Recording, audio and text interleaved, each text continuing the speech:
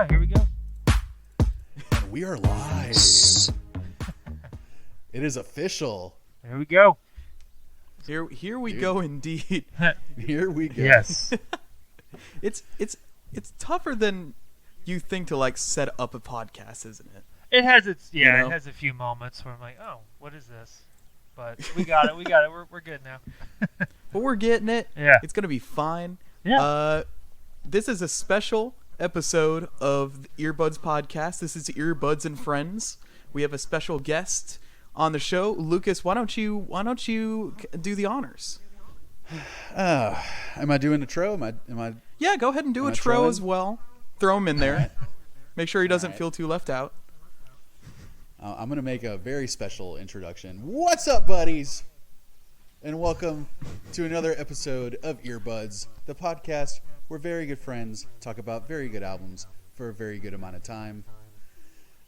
We are gonna talk about what we like, what we didn't like, what we would change, what we don't want to change. We're gonna talk about food, probably. We're gonna talk about drugs. We're gonna talk about life.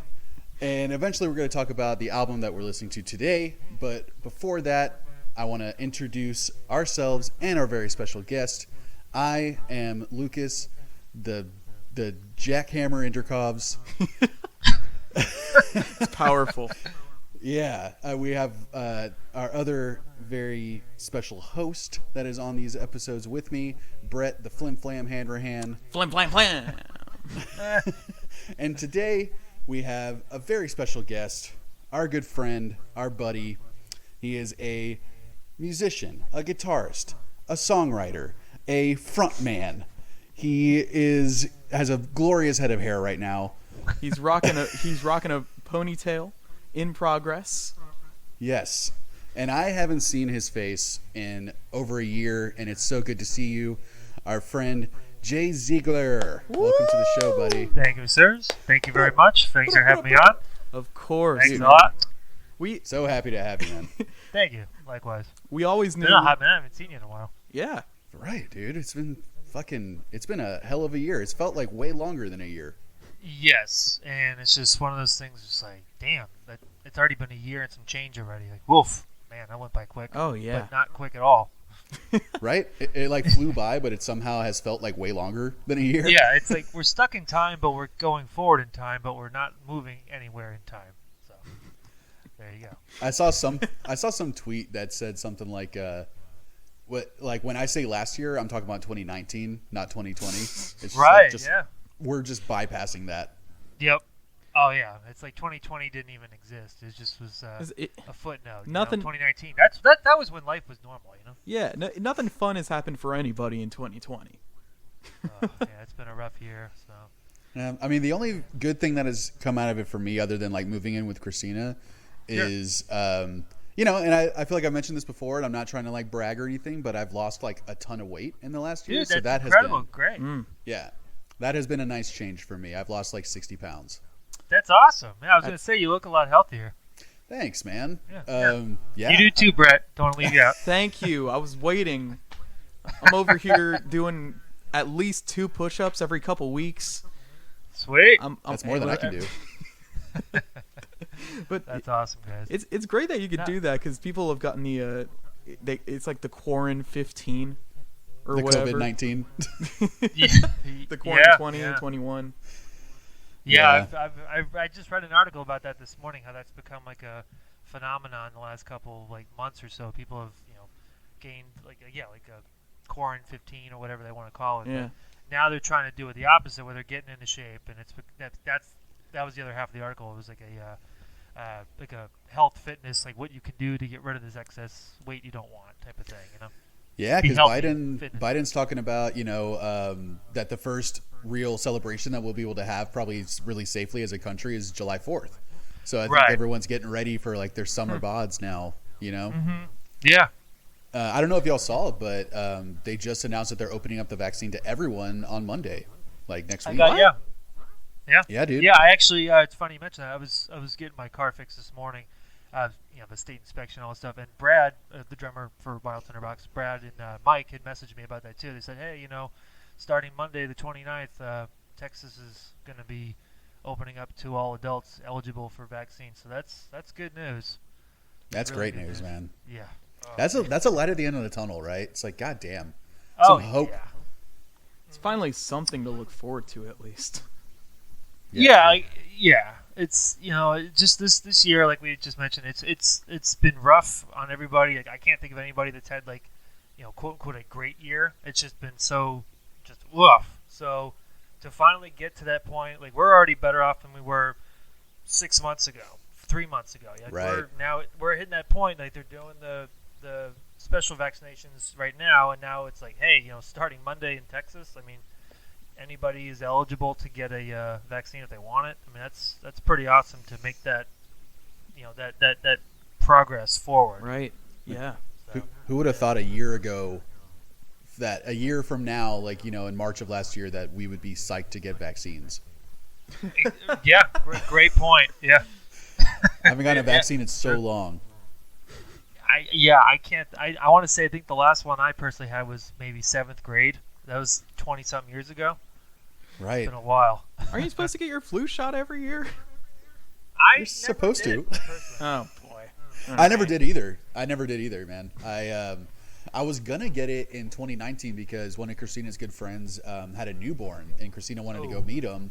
But the people were being smart about it, her friends, and they were like, "We want everyone to be vaccinated before they come in here, like with all the all the shit, Yeah. And I was like, man, I don't want to get a fucking flu shot just to go meet some baby. So I fucking didn't do it, and Christina did. And after this whole last year, I'm just like, I think I'm gonna get the flu shot every year now. Yeah, just kind of opened your eyes a little bit in terms of like your health and stuff. Yeah, and kind of like my responsibility as Yeah. a citizen, you Yeah. know. That makes sense. Yeah. As a citizen, yes. Just to quote Starship Troopers. Sure. Oh man, that's a movie I haven't seen in a hot minute. I watch that drunk at least once a year. I salute you, sir. Yeah. Congrats. Someone has to, right? Sounds like a Yeah. cool- Oh yeah. That's funny. Well, before we get into the album, I do want to say a little Sure. quick congratulations to Jay. I saw on Facebook just recently y'all celebrated your 7-year anniversary for Wild Tinderbox. Yes, sir. We did. That's insane.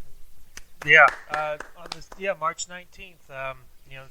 7 years ago, after seeing a couple shows during South by, I met our first drummer, through a Craigslist ad, and then we just hit it off pretty well. Really nice guy, but he ended up only lasting a couple of months. But in that span, like, he helped build the band, kind of get things started, and then Mike joined our Mike Prosser, our bass player, and we had another guitar player at the time. So we were very, very, very briefly a quartet, but it just was one of those things that just kind of musical differences, nothing personal, just the guitar player left, he wasn't feeling it, and then the drummer Vaughn, he and his wife ended up moving to California, so like he left, and then Mike and I were kind of on our own for a few months. Then we got our second drummer Roger a couple months later, and then Roger was awesome, left amicably. He joined another band, and then that's when we got Brad, our brother in arms and great awesome dude, Brad Whitfield on the kit. This was about May of 2016, and so Brad has been the drummer and the purveyor and keeper of the drum throne since then. And it is, I mean, I wish I were joking, but like that's where I feel like the band really hit our stride when he joined the band and brought just such an awesome, very just great persona to it, great enthusiasm, awesome swagger on the kit, and just he's just a good dude and brings a good he has a good songwriting ability. On the last album he released, he wrote a couple tunes. Oh, And, yeah. because he plays guitar and bass aside from drums, and he has a very different, but awesome and equally great songwriting style compared to what I do. And just like I said, no exaggeration. When he joined, the band just like went way better. No offense to the previous members, but like we found our dude. Like It clicked, man. Yeah, right. It clicked. So, Yeah, that's awesome. So thank you. So 7 years and we're not stopping. And in this quarantine in 2020, we've been writing a whole bunch of new material. So be prepared for when. I'm psyched, man. Reconvene. We'll, Dude, yeah. Like we'll promote all your stuff at the end too, but I just wanted to, Sure. as a little 7-year thing, just I don't know. It's a very cool thing that That's this huge. has lasted so long. Y'all are basically anywhere music is found, right? iTunes and YouTube Yep. Music and Google and All that stuff. all that Yep. stuff. Mhm. Hard Boiled Fire is an amazing album. I feel like people slept Incredible. on it. I feel like it's underappreciated in its time, but Absolutely. Thank you, guys. That was one that's like my friendship with you guys like went out the window when I listened to that album. That I've like objectively like it's like fuck you guys. like Why- yeah, I was like fuck like I don't care how much I like these guys. I'm gonna listen to this with a very critical ear. Sure. And ask Brett, dude. I'm a hater. Yep. I will slice shit, fucking with a Ginsu knife as much as I can. Sure. He's got a little low I- self-esteem, so it helps, you know. I have to fucking bring someone down to bring myself up, And Yeah. dude, yeah, objectively, really, really love that record. I remember playing it Thank you. in my house, and like both of my roommates at one point came out. They were like, "What are you listening to?" I'm just like, "Dude, Yep. these are my boys right here." Yep. Thank you. I'll put it on in the car, and every occupant that's been in there is like, "Oh, dang, who is this?" I'm like, "It's Wild Tinderbox." I'm like, "Oh, dang, yeah, I need to check out that album." Yeah. That's cool. That's awesome. Thank you, guys. It's interesting because the last show we played was March of last year, and we finished recording the album like before we played the last show, like before all this happened. So the stuff on the album, we haven't played those versions live, which is weird to me. Wow. Everything Man. you're hearing on the record, like that's the final versions, of course. Right. But like even when we were still playing, we were still tinkering with the stuff. So it'll be really that's like the other part of getting back together. Like once all this is finally safely coming to a close, we can finally regroup and play these versions live. And it's just Right. that's what I'm looking forward to that. So Dude. thanks again, guys. Really appreciate the kind Of words. course, man. Y'all deserve it. Yeah.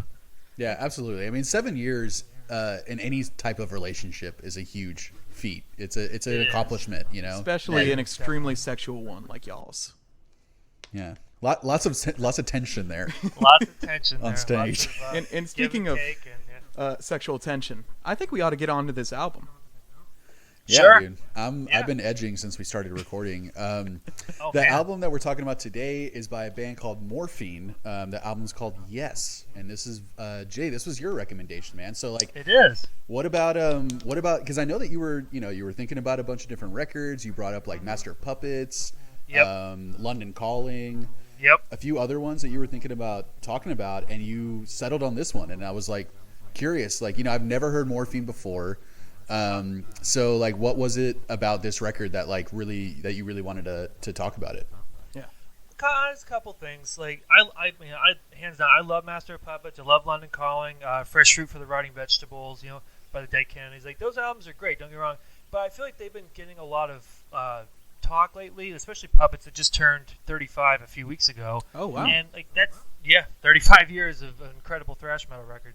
But with Yes by Morphine, I feel like that's an album that Morphine is critically lauded. They're great at their time. They're just an underappreciated band, and Yeah, they never got a lot of commercial success, right? yeah, they were definitely critically well acclaimed and whatnot. But they just couldn't really they were bigger like in other countries like in Europe and stuff. And they're from Cambridge, Massachusetts, so in the Boston area they were big. But yeah, just they were just one of those like very strict underground indie, whatever you want to call it, bands that just were very well, critically acclaimed, but just didn't break out of their stronghold in the underground. So like listening to that album, I had I've been listening to them for years and years and years, and a couple of their tunes came on when I was at work a few days ago. I'm like, what, this would be a good one. And like I said, no disrespect to Puppets, like I love that album, but I feel like that one's been talked about a lot. So I was like, Sure, let's yeah. do one. Sure.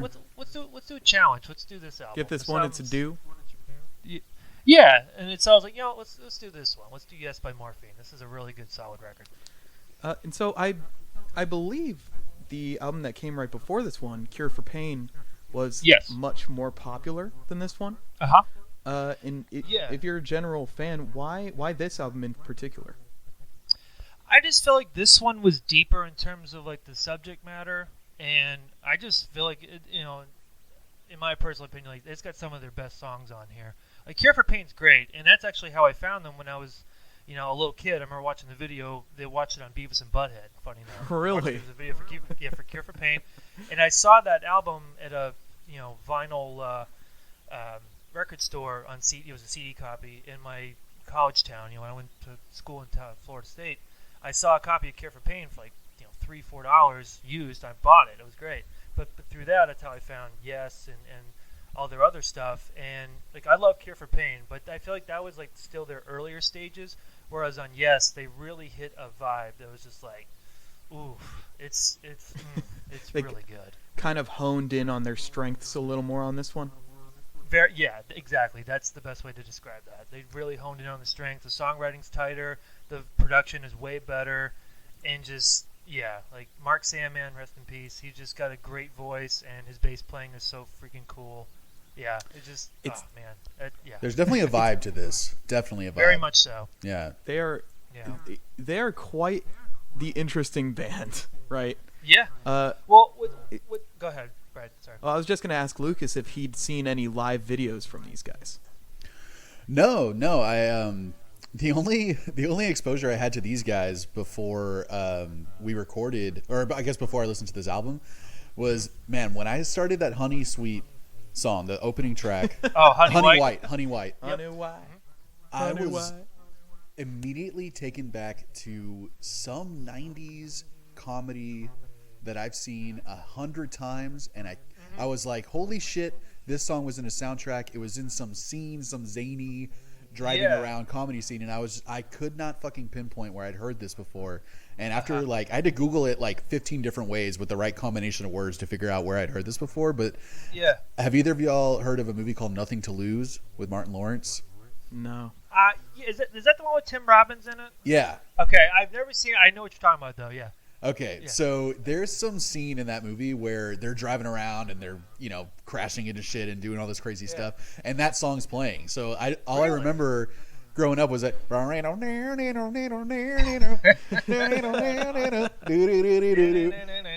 I was, in the movie I'm just like, oh, what a goofy like line, what a goofy like kind of saxophone thing, and I had if you had not brought up this album, I would have never known who that song was by.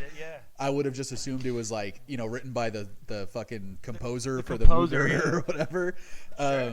So there was like I haven't looked into anything else by them, but I feel like the first, I haven't watched any videos either, but I feel like the vibe that I got from them, other than that they're a 3-piece band, they have no guitar, it's a 2-string bass, with a slide.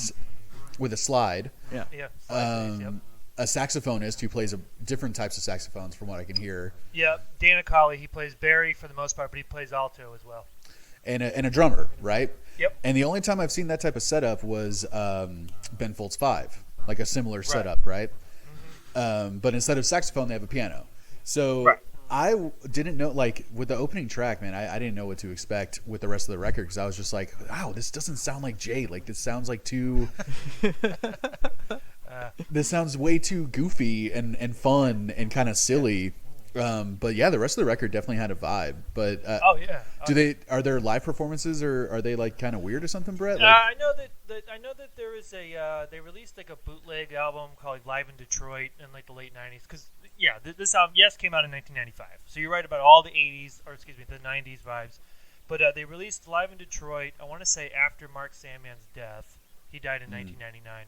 And but as far as like live footage, I don't know if there was much. I haven't seen much on YouTube, but I know there's like, I think there's something, but I haven't seen much of their live stuff. But there's a lot of like live audio you can hear. Like I know there's some on Spotify. I think you can probably pull it up on YouTube, stuff like that. But as far as like visual stuff, I haven't seen much of it.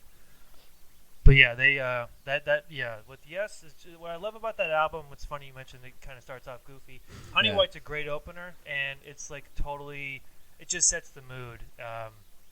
With that saxophone coming in, and then just Mark Sandman he was very into like the Beat Generation style of like writing, like a very Jack Kerouac, Allen Ginsberg, kind of captures that 50s art, Wild West, on the road. Oh, sure. Kind of vibe. Yeah, for sure. Not a lot of fluff, not a lot of descriptors or anything. He's just like, it's, kind of like, very like, he just writes stories. He was a great story writer, and so part of it's kind of hard-boiled detective type of vibe, but then you also have the Beat Generation, Beatniks, Kerouac vibe, and I don't know, it's just like, with the lack of a guitar, and it's a 2-string slide bass, baritone saxophone, and a very simple drum setup. Like, it's just, they're jazz rock, or they used to call each other low rock. Low rock, and, yeah, very just, everything was low, like, just his vocals, his baritone vocals, and then you have the Barry sax, and then the bass. It's just, I don't know, it's just, they just have such a unique, awesome sound. I've never heard a band really come together with that before.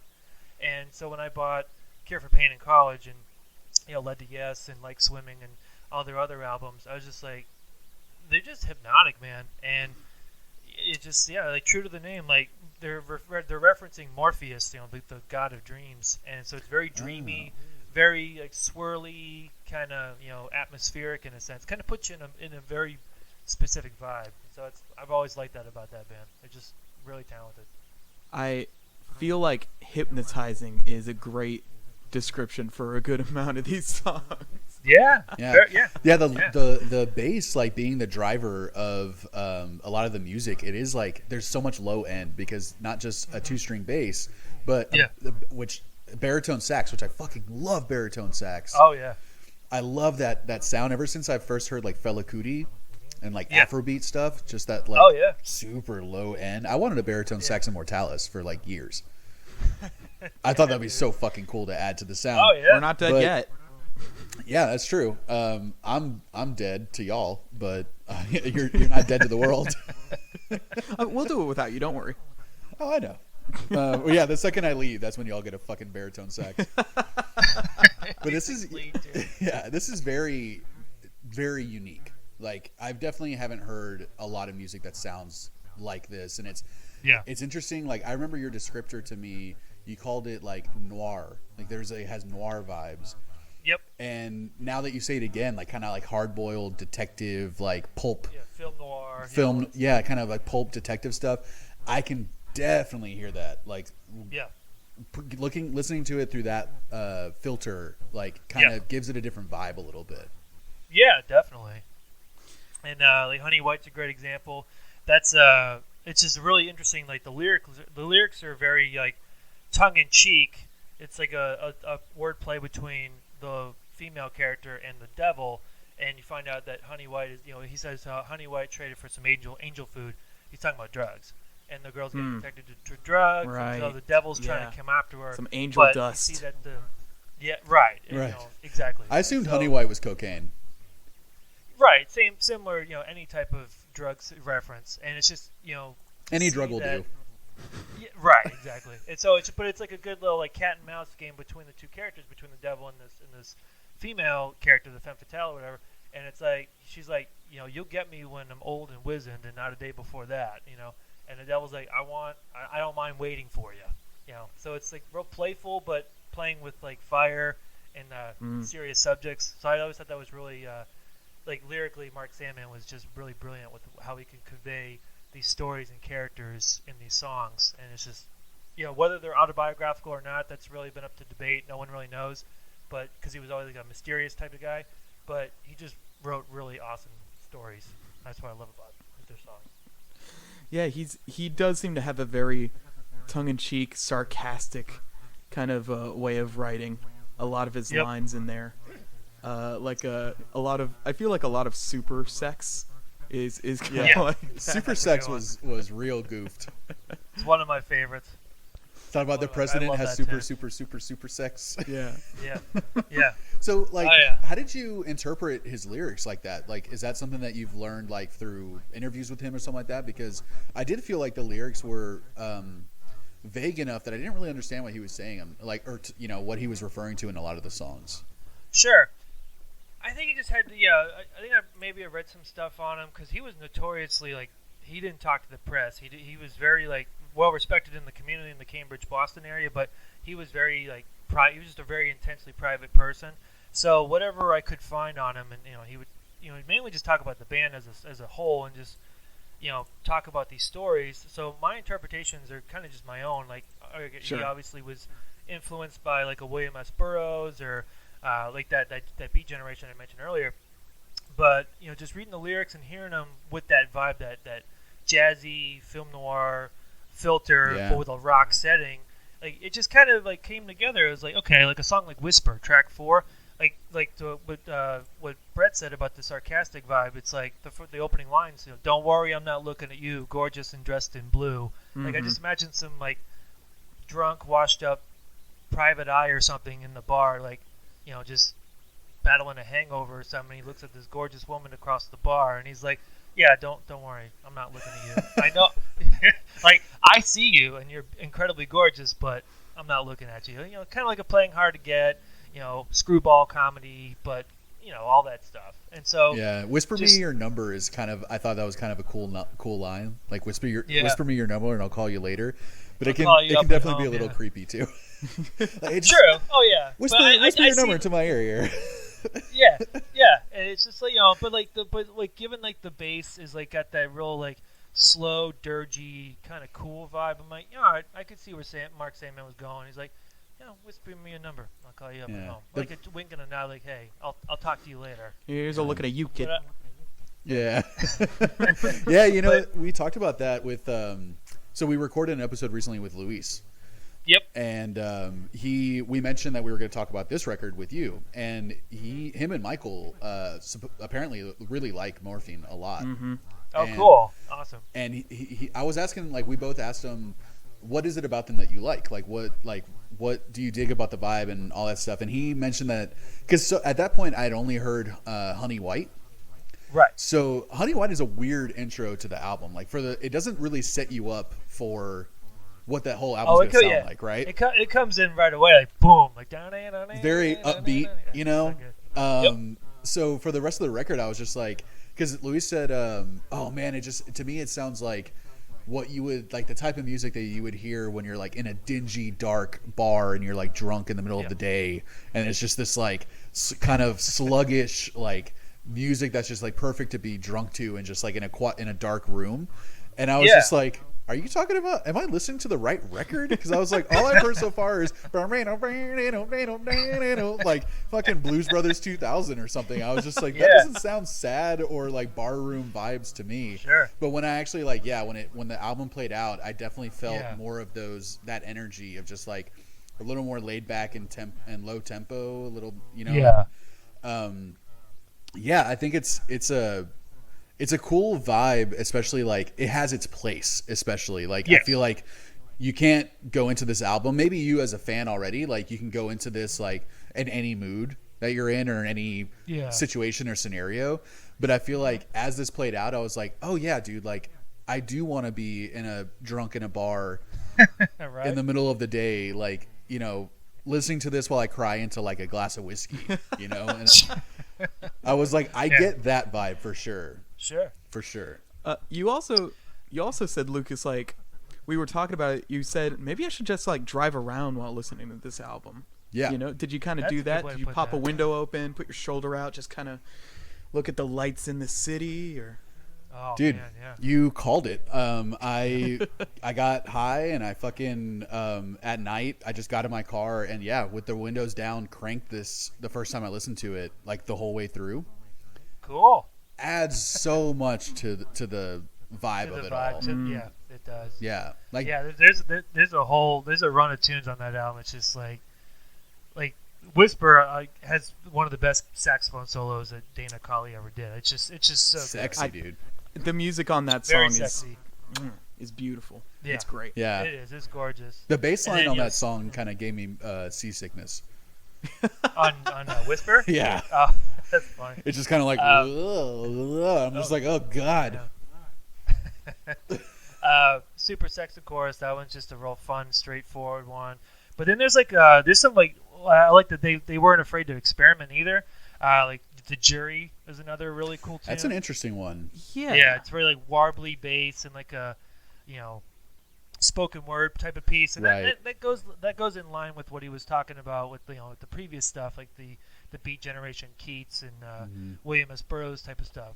Very Kerouac-y, like The Defendant will be remanded to the bailiff, all that type of stuff. Yeah, and so the Beat Generation, I feel like they also kind of like glorified drug use, right? Like Yeah, it was very much a part of that culture. Yeah. So it's kind of like the Ernest Hemingway, the generation after the Ernest Hemingways, that they're like, hey man, being an alcoholic and doing drugs is like what being an author is about. So I think that kind of adds to this vibe too, that it's just like, hey man, just do some heroin and listen to fucking Morphine. And that'll at least keep you fucking alive. That was not a recommendation to our listeners. No. I know what you meant though. Yeah, if there's one thing I learned for sure, like when I was doing the album of the days last year, was that there really is a time and place for certain records. And a lot of times when I was listening to my albums of the day last year, I was playing video games because that was like the moment that I had to myself and to really sit down and listen to something, and playing a game that I'd play NBA 2K or FIFA, like something I don't pay much attention to. Right. But I feel like a lot of those albums probably didn't get as good a ratings as they would have because a lot of those records are not good. Like this record wouldn't be good to listen to while I'm like chilling playing video games, Like, yeah.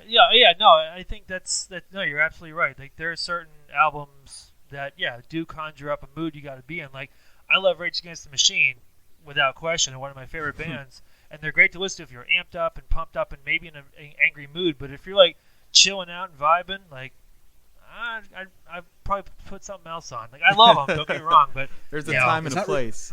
Right. Time and place. And you're not receiving it the same way. Like if you're not in the right, it's not in the right context, So like once Luis kind of put it in like the barroom context, I was like, okay, let me put myself there, and that made me like it a lot more. And then you giving it the noir pulp detective type of vibe too, I'm just like, okay, that's even more like you're putting it gives me there, you more of a it gives you more of a room to wait, like move around in, Your headspace is like much more defined to listen to it, to get ready for it. And that might actually be a perfect transition into what may be a new little segment in our show. Okay. May or may not. What drug would you do to this? No, sir.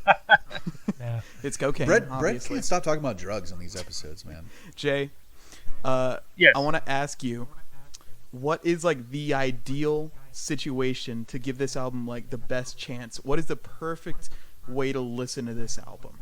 What is the perfect situation? And what's going on around you? What's your environment? Great question. I would say a lot of the songs on this album were like dealt with a lot of like heartbreak or that playfulness between the sexes. Between guys, either infatuated with a girl or he's like whatever. Mm-hmm. So weirdly enough, like maybe after a breakup or some sort of when something doesn't work out, like it puts you in a headspace where you're kind of like an underdog figure. Like you've had a bad day or you're feeling kind of shitty. Kind of feel like the world's against you. Yeah, like kind of like the theme of the album, where it's like it's a little somber, like a lovable loser type of character. Not that you're a loser, but you're just like you're having a bad day, or you're having like a day where you're just like, man, no, there it is. Okay, you just kind of expect something, whatever, to happen, but then you listen to this album, you put it on, and you're just like what Lucas said, like he was just like, what, honey, why? Where's this coming from? Just comes out of nowhere, and then that saxophone riff is just so killer, and it really is. It just and like what it conjures up so many good emotions, at the same time being very kind of a downer. Like it's not, I wouldn't call this album a downer per se, but it does put you in a low, like, okay, you're not gonna be energetic. You have to be kind of chill in this mode. Yeah, but it's like a chill where you're like, oh man, kind of a rough day. So I'm just gonna relax, put this album on, and it just lifts your spirits up. Just kind of let it heal your bones a little bit. Yeah. Yeah, especially like Whisper, like you've mentioned that track a couple times already, but yep. Definitely Whisper is like, it's like coming home and just like, oh God, and you just like pour yourself a drink and you light a cigarette and you just sit there just like quietly and just look at the corner of the room for like 30 minutes. Little distant sax in the background.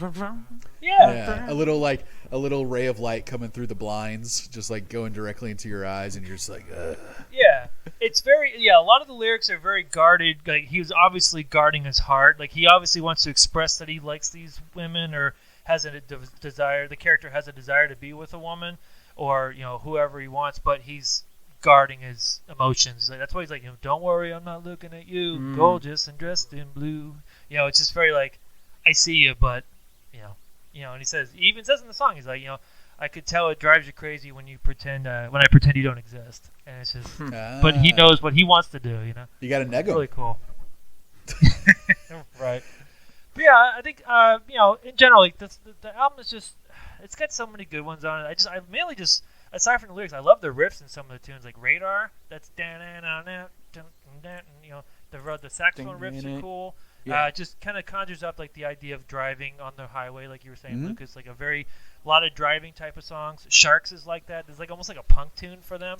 Yeah. It has that it's a swing punk bass riff. It's really cool. Kind of it's not kind of like a psychobilly type thing. Yeah, that's a good way to put that. Yeah, it's got a psychobilly vibe at some points with horns and jazz. Yeah, and this is totally a desert record. Like this is perfect for driving through the desert and just having the chill vibe. I thought it was pretty cool too. Like I like I really like their melodies a lot. Like the melodies that he uses. Yeah. He's a very understated singer.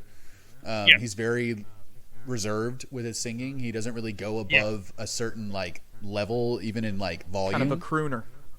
Right? Exactly, low voice. Crooner, yeah. And it's pretty cool. He kind of reminded me of the singer of the National a little bit in that way. Okay, yeah, I could see that. But it's cool to see that he, Les Claypool and Josh Homme have cited him as an influence on both of their music, which is like pretty fucking cool, man. Those are that is really cool. Yeah. No, I mean, I totally see it. I and hear it too, and it's like Morphine's one of those bands that just were, to go back to the beginning, it was just like they had a great following in the Boston, Cambridge area, and they were, beloved in like the underground, and they went over to Europe a few times and whatnot, and they had a great underground base and critical acclaim, but they just didn't really like touch the mainstream nerves. And I think it was grunge was happening, it makes sense, and then it kind of went from grunge to the post-rock, post-alternative, whatever. So they just kind of were just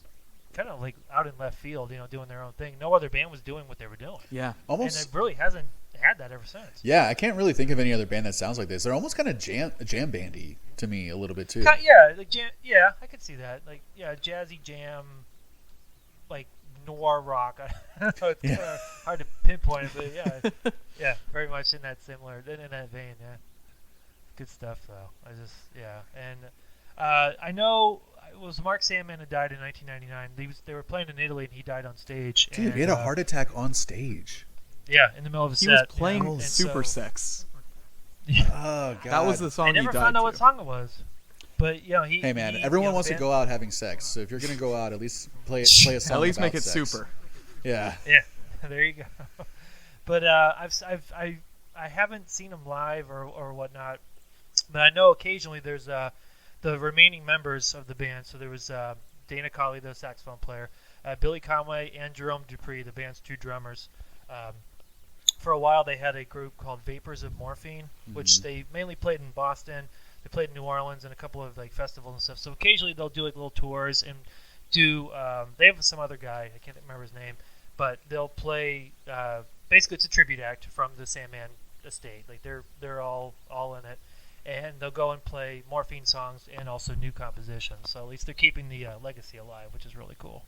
Yeah, it's pretty neat. Yeah, that is pretty cool, and it's cool that they're willing to respect his legacy a little bit and like his time in the band. That they're not going to go out as Morphine, like they're going to go out as Vapors of Morphine, which is a great, cool band name too.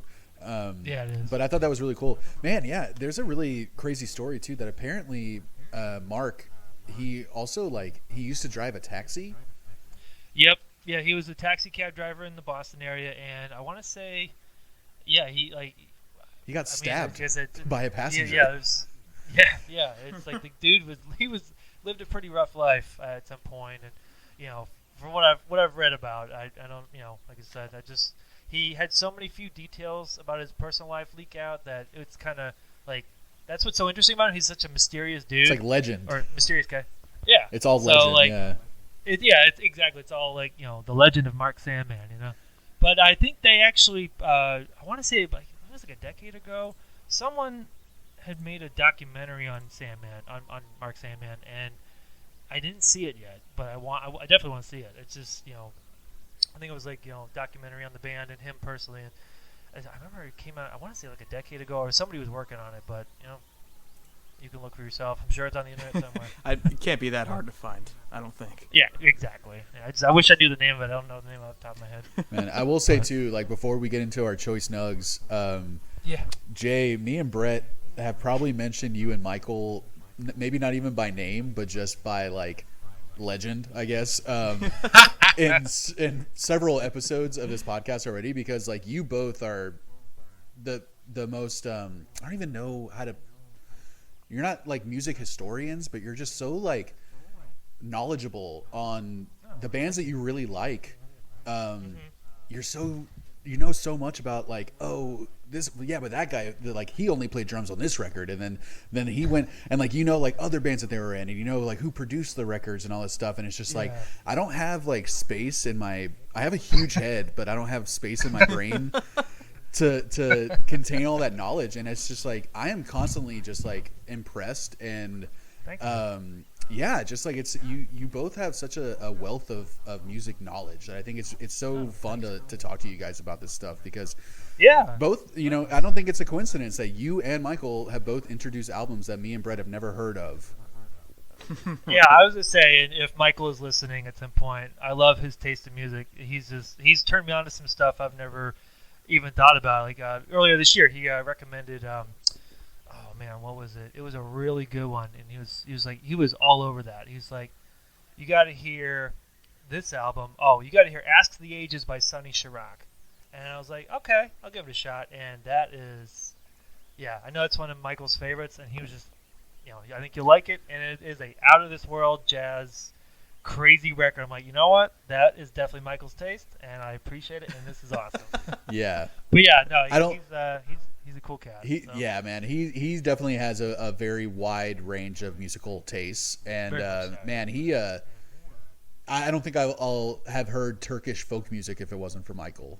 I know, right? Isn't it awesome? So, like psychedelic African music from the '60s, like that's like he has opened my world to a lot of stuff. And you have too, and it's just like we're on that group thread, like me, you, and him. Oh, sure. Sometimes I just take a back seat and I'm just like, I'm gonna let these two just fucking like just give each other reach arounds musically for however long you want. Like it's so I'll just sit there and I'm just like, these two guys just like, it's just so impressive to me that I'm just like, sure.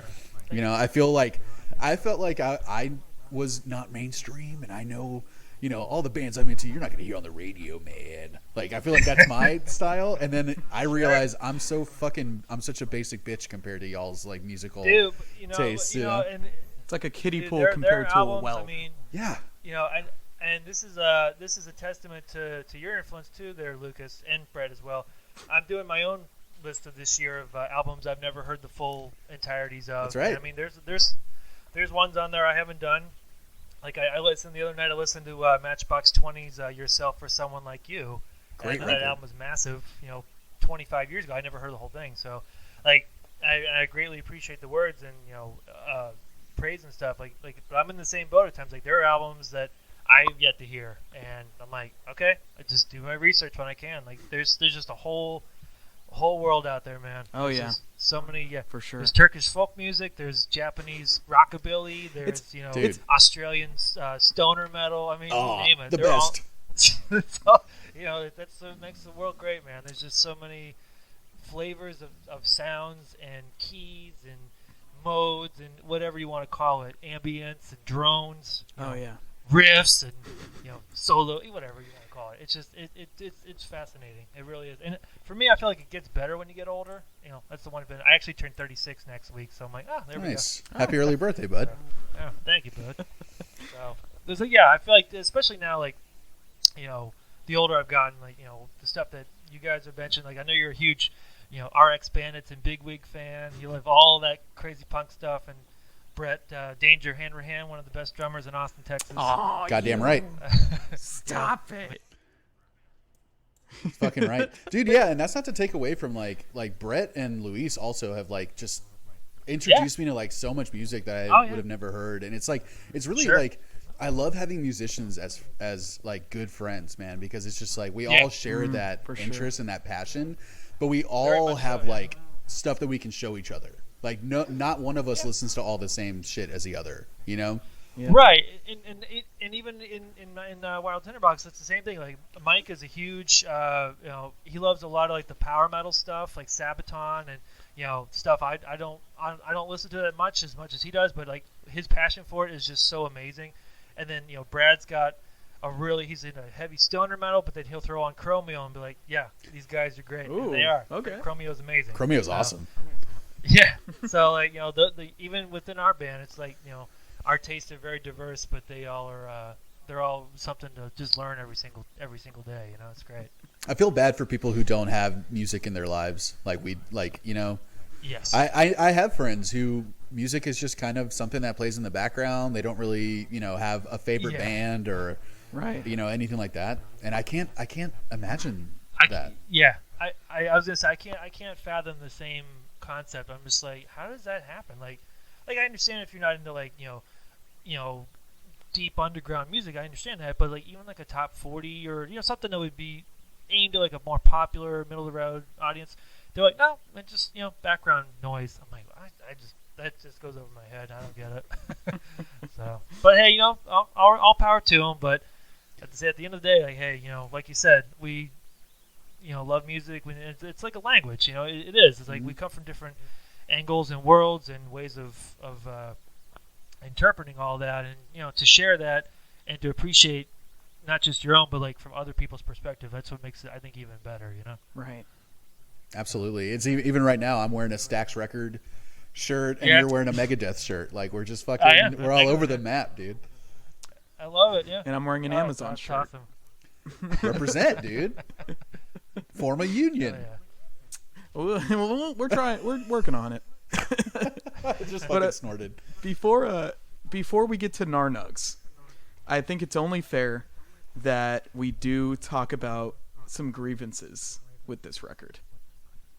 Okay. Because speak truth, King. Because we've been talking 45 minutes. We've been giving nothing but praise. So it's gonna be real surprising when you hear my rating, I think. Okay. But for one thing, I think, for me at least, I need to be in a very specific mood in order to kind of listen through this entire album. Me too. I'm right there with you. Okay. Setting up the right vibe, setting up the right context for this music, where you're willing to, accept this type of music into, Sure. Yeah. It's a lot of just personally, I don't listen to very like low tempo stuff too often. Sure. So it's like kind of out of my wheelhouse, and the 2-string slide bass. Yeah. I kind of wish there was a little more. I kind of wish he used the higher frets a little more often, because it seemed like a lot of the time he's kind of using the first 3 frets and kind of going between those, and there's a lot of low end. Tons a lot of of low low end. end. Very low. Yeah.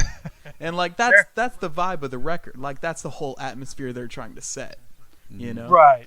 And so it's nothing against the band, but just for me personally, Yeah.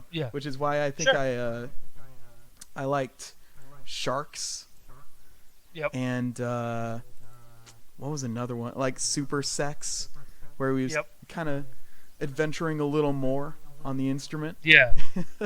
Kind of sliding up the bass a little bit more and hitting the higher notes. Yeah, I feel like Sharks is the most the only other song that most closely related to Honey White, like the same type of energy. Yeah, I was gonna say Sharks is very much in that vein. It's got like that punk jazz vibe and very up tempo. It's got a swing beat, but it could be like a punky kind of rocker, and like a rockabilly. Then it combines.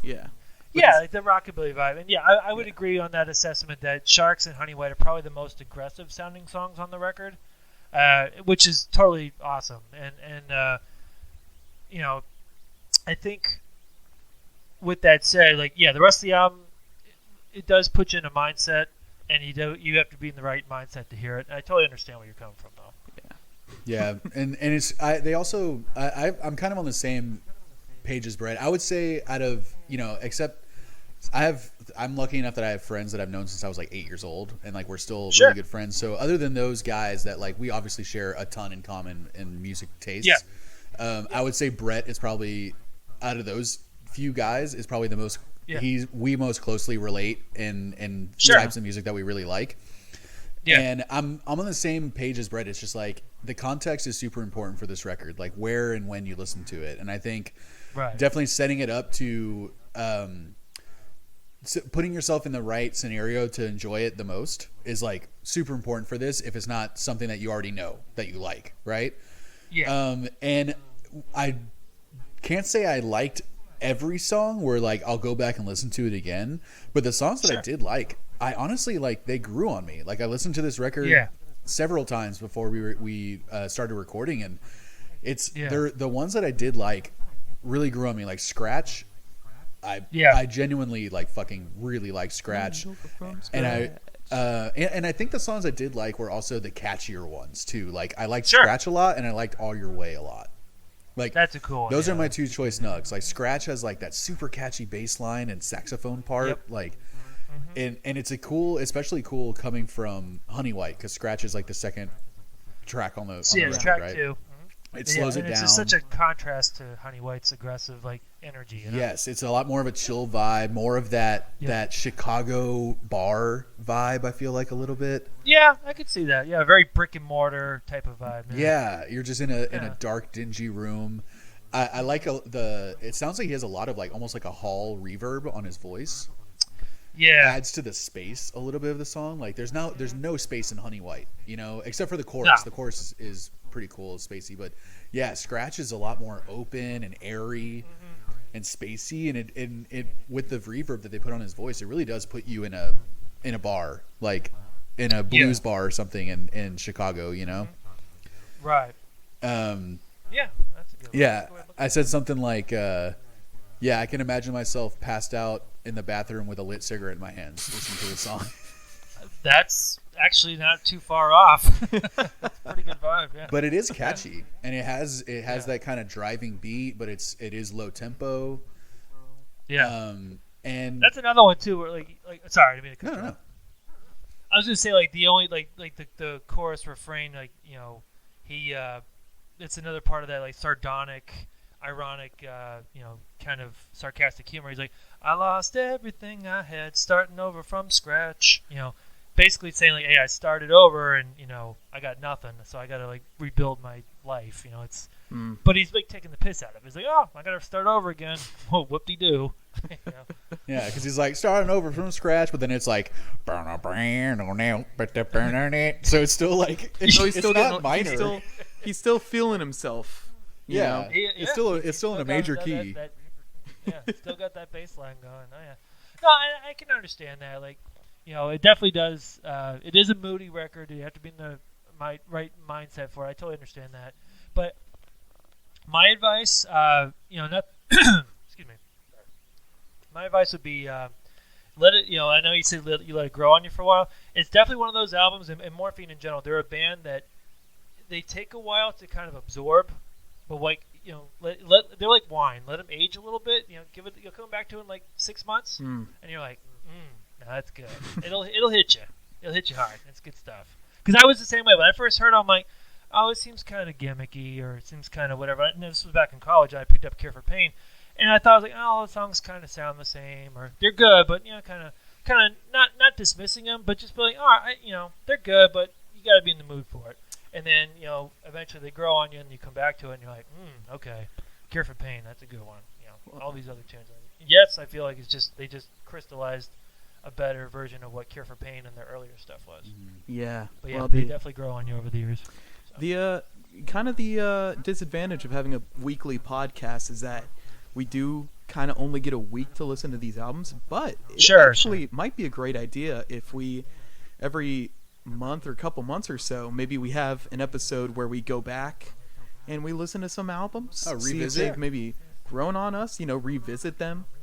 Sure. Maybe that's a cool idea. We think about that. Thanks, Jay. You kind of just sprouted that whole idea out of thin air.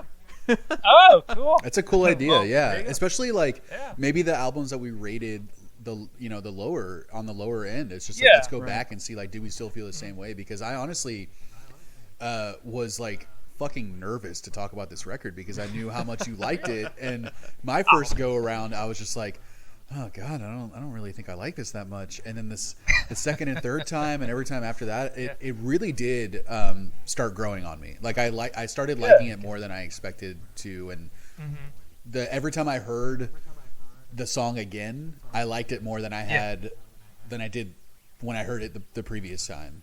Sure. So yeah, no, totally. That's awesome. Yeah, I think it's like knowing what you're getting into is a big thing. Like, I couldn't just put on a thrash album if I didn't know that I was about to listen to a thrash album. Right. Yeah, I could see that kind of blindsiding it. Yeah. Yeah. So I feel like that's kind of like what we're dealing with here. And yeah, it is very, it's detrimental to giving a really, educated review or analysis or whatever, because like these are really just initial reactions that we have a week to listen to these records. We listen to as many times as we can in a week, and then and that's kind of the same thing with my albums of the day, where I was like, I literally heard this once, I wrote this review immediately after I fucking heard this record. I might not feel the same way if I listen to it again, but hey man, I'm doing one a fucking day. I gotta fucking blast through these things. I totally it totally makes sense. And like, sometimes it's a time crunch or whatever it is that you have to do. Like, you hear it and then you're like, okay, I'm not really feeling it. But then if you feel adventurous, maybe 6 months or maybe a couple years or whatever it is, go back to it. I'm like, you might feel different about it. Yeah, for sure. But yeah, definitely. Yeah. And that's happened to me a few times. I'm sure it happens to you guys once in a while. All the time. Yeah. Yeah. It usually takes. I think it's a mood. Yeah, like I said, I think it's a mood thing. I think like you put on an album, whether it's more Yes or whatever else, like thrash or something, and you just may not be in the mood for it. You're like, all right, I'm in a really high energetic mood, and this album is like a reggae chill jazz or whatever, and I'm just not feeling it. But you're like, well, I want to review it, and at the time it doesn't hit you, but then a week later you're different mindset, and you're like, this album's great. I just I have my blinders on. Yeah, my peaky blinders. I haven't. It's been a while since I've had a girlfriend and we've broken up or we've hit a snag, so maybe I'll do that real quick so I can kind of get more in the mood of this album. After I heard this album the first time, I got in a huge fight with Christina just right before I listened to it a second time, just so I could like get in the right mindset. Yeah.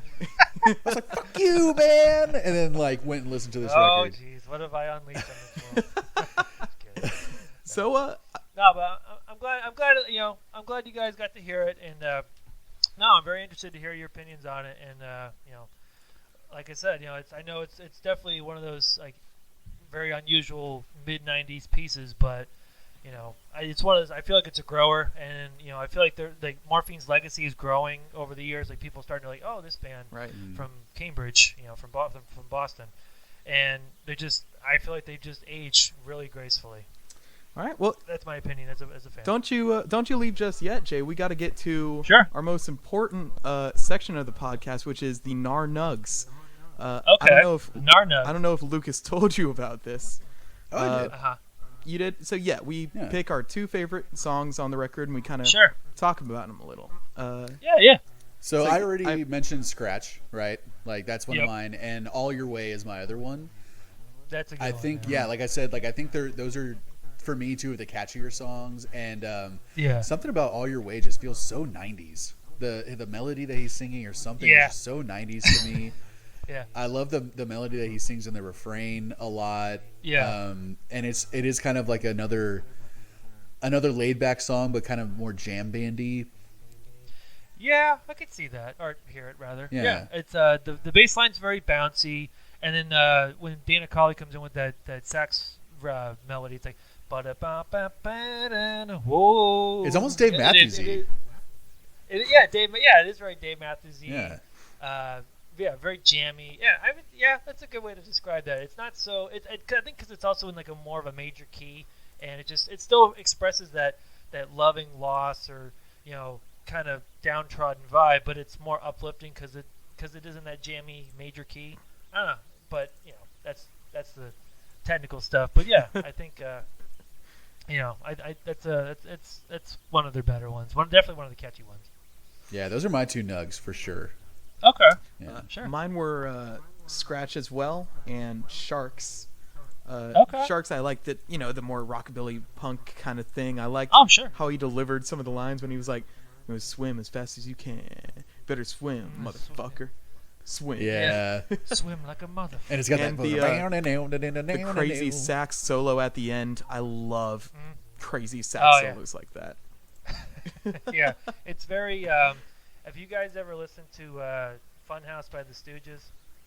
If you ever get a chance to listen, that's got some crazy saxophone, wild, out there type of shit. I know that's a different day, but I've been meaning to get to the Sharks Stooges for sure.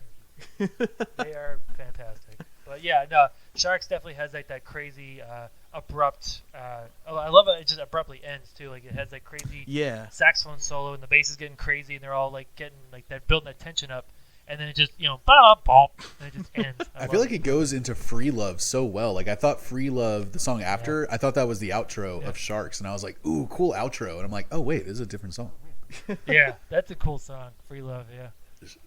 That's got that. That like, in terms of sax prowess, like, that's probably that and Whisper are probably Dana Colley's best sax tracks. Like, they're so sexy on those songs, you know? For sure. Sharks very totally sexy. does have a punk vibe to it.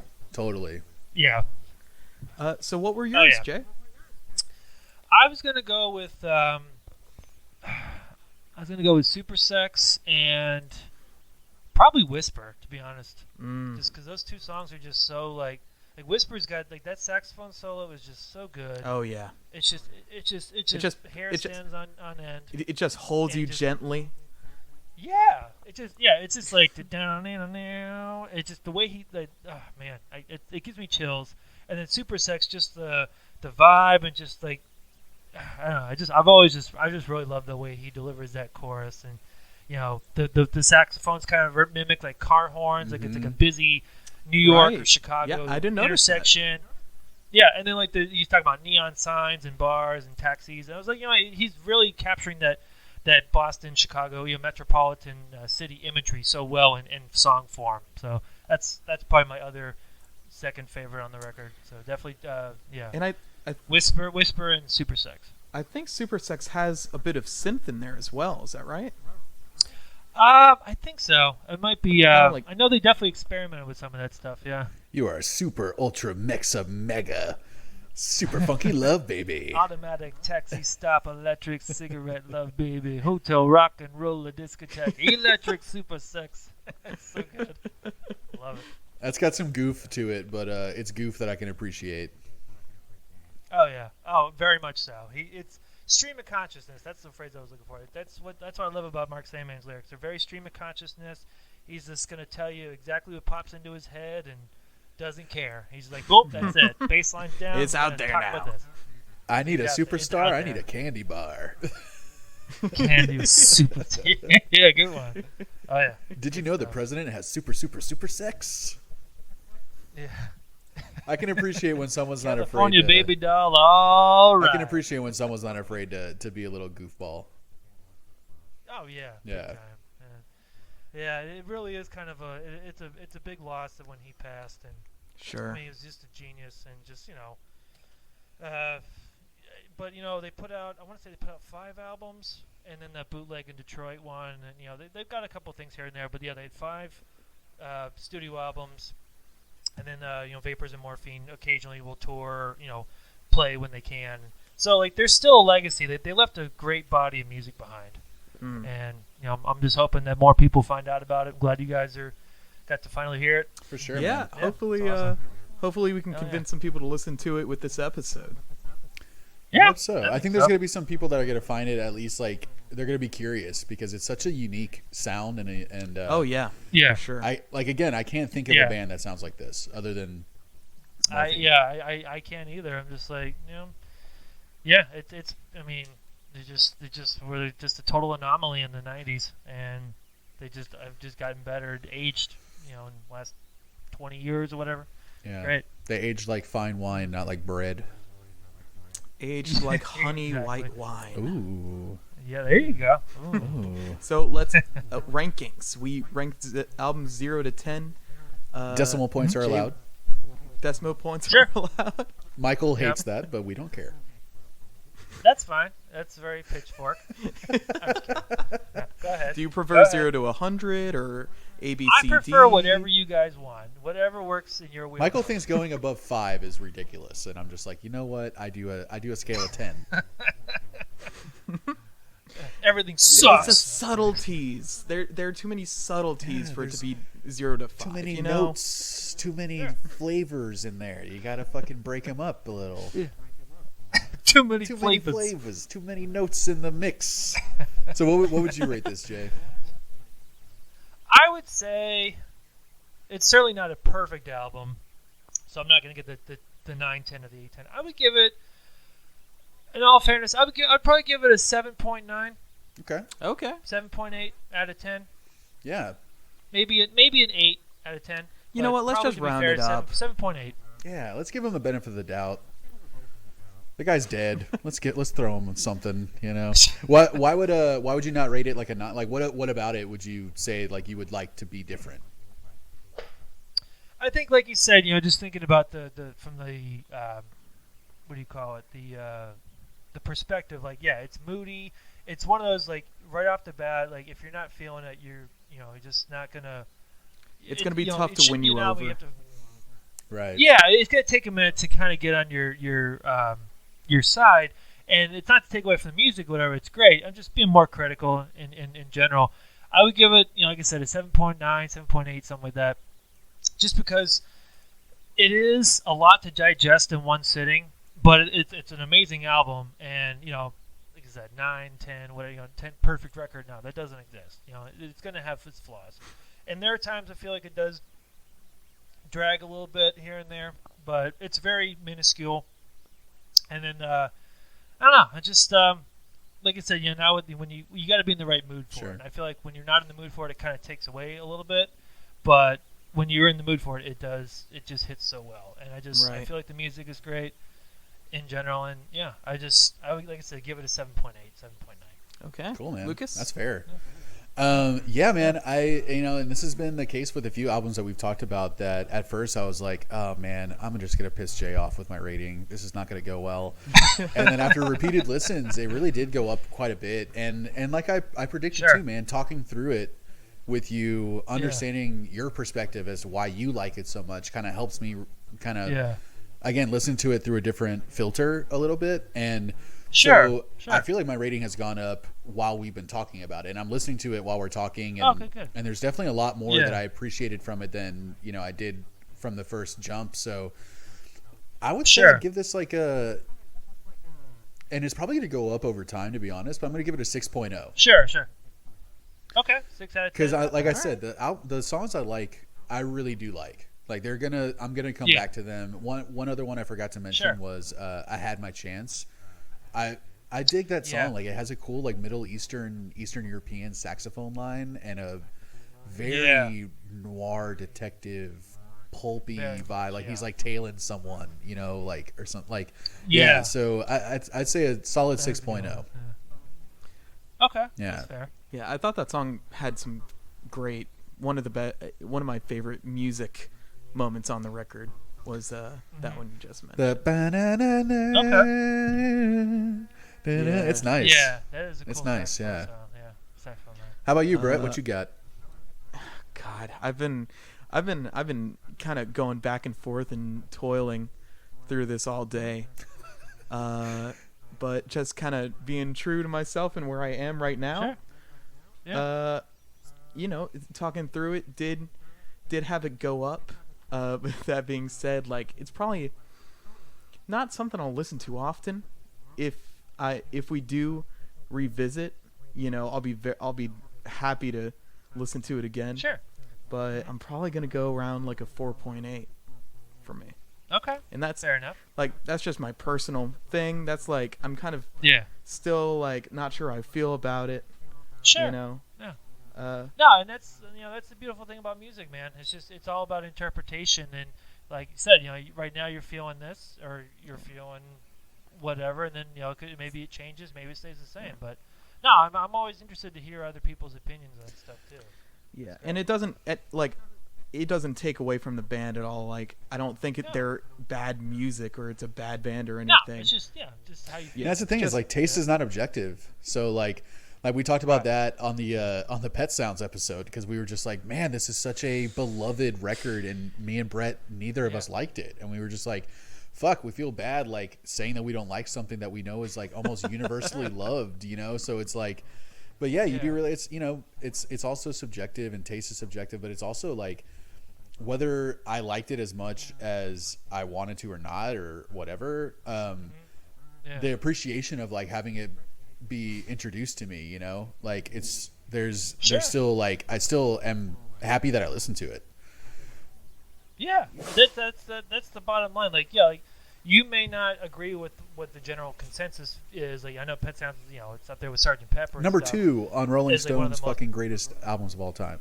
Yeah, it's just one of those albums that was just so, like, you know, at right place, right time, and, you know, of course, it just is a timepiece.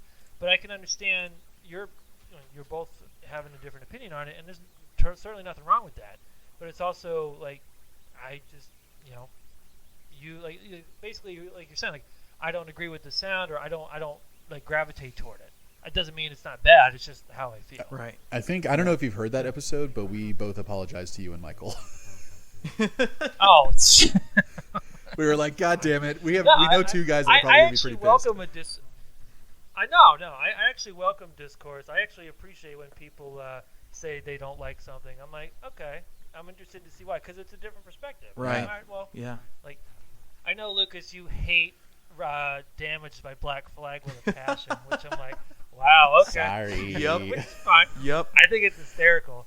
But, you know, I love that album. I know you don't, which is fine.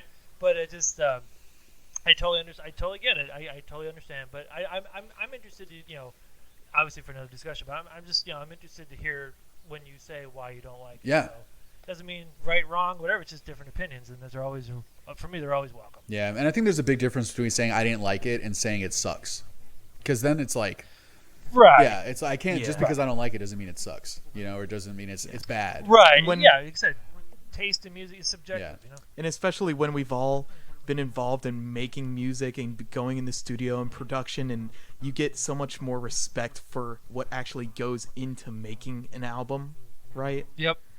Yeah. That it's the same thing as like, oh, sorry, Brett. Yeah. No, I was just, it just makes you respect these albums more, and even if you don't like them, you remember what you went through and what these people go through, and the amount of time and energy, work that went into it, and releasing an album is so much fucking work in and of itself, you know, like that's why it's like, as people like who have been in bands for a lot of our lives, you know, like the fact that you have been in, and while Tinderbox has been a thing for 7 years, like, is a huge accomplishment, and just releasing one record is a huge accomplishment. So it's just like, you can respect the craft, you know, a lot. Oh yeah, I mean, yeah, exactly. Like, you know, production is, it's fun in theory, don't get me wrong, and it is fun, but yeah, there's a whole lot of, it's a like slog, dude. You guys cut Death Rattle Valley and Look Alive. I mean, you know, you work with one of the best. You work with Mr. Jason Richard. Fuck yeah, amazing. man. You know, he's a great guy and one of the best producers in all of Austin. Clockwright Studios, look him up. Clockwright Studio, and you know, and that's why we decided to work with him on Hardboiled. Is like, he's just, you know, you had such a great rapport with him, and that's why we started working on him. But yeah, just, you know, production in general, it's very difficult. It's tough. Yeah. It's, you know, very physically and mentally demanding, but you know, it's like distilling, you know, 5,000 gallons of water and then, you know, into whatever, like a tank, and you get, you know, 100 liters of whatever. Yeah. You know, like really nice water. Really good water. You know, basically. Yeah, really good water. No, I mean, you know, you spend hours and hours in the studio to get 56 minutes of music. So that 56 minutes of the music of the final product you're going to listen to, that took hours to put together and make, but that 56 minutes is really something you can be proud of, you know? Right. You know, or 42 or 31 minutes, however time duration. But you know, when I put on Death Rattle Valley, like, I freaking love that album. Thanks, you man. know, I told Brad and Mike, I'm like, jam the shit out of that Thanks, record. man. So good. Yeah, that's freaking bring all your fire, man. That tune, oh god. That thanks, man. That's one of my favorites too. I love it. It's so good, yeah. And then freaking Michael with the solo. Like, when you guys first played that song, I was like, what the hell? Stop me. I'm like, what the hell is this?